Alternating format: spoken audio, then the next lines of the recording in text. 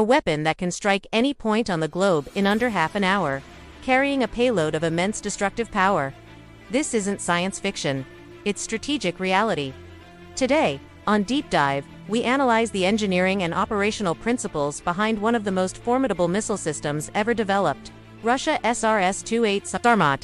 Welcome back to Deep Dive. I'm Rana Asif. The RS-28 Sarmat, designated by NATO as Satan II, represents the peak of Intercontinental Ballistic Missile, or ICBM technology. Officially entering service in 2023, it holds the title for the world's longest-range ICBM. Its reported specifications are staggering: a length of over 35 meters, a capacity to carry between 10 to 16 independent warheads, and a total yield potential vastly exceeding early atomic weapons. Our focus today is strictly technical and explanatory.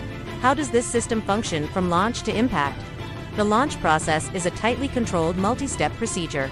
It begins with a national command authority, head of state or supreme military leader issuing a verified and encrypted launch order. This order is sent to an underground launch control center. Here, two officers independently verify the order using secure codes.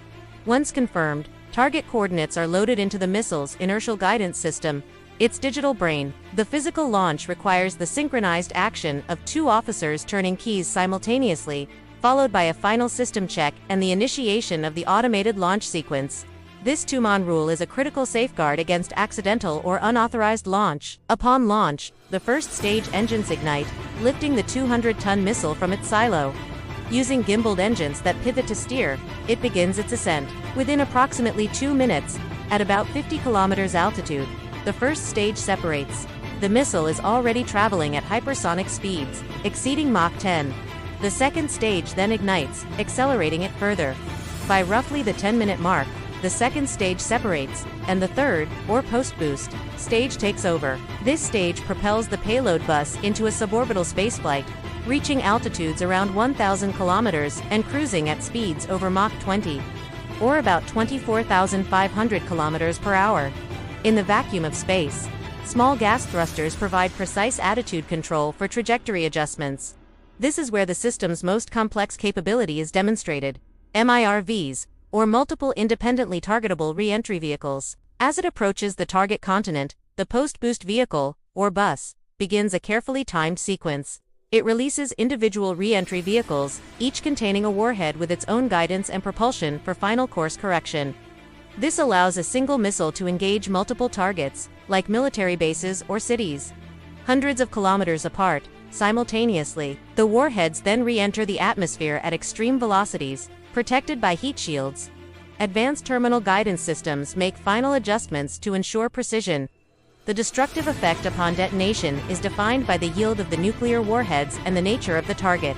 From an engineering perspective, the Sarmat integrates decades of ICBM development, immense throw weight, advanced countermeasures against missile defense systems, and global range capability that eliminates any geographical sanctuary. Its deployment is a central pillar of strategic deterrence theory, based on the concept of assured second strike capability. Understanding the technical parameters of such systems is crucial for informed discourse on global security, arms control, and the profound implications of nuclear deterrence in the 21st century. What other pieces of advanced military or aerospace engineering would you like us to break down technically? Let us know in the comments below. If you found this deep dive into systems engineering informative, please support the channel by hitting the like button, subscribing, and turning on notifications so you don't miss our next analysis. Follow Deep Dive on social media for updates. Thanks for watching, and I'll see you in the next video.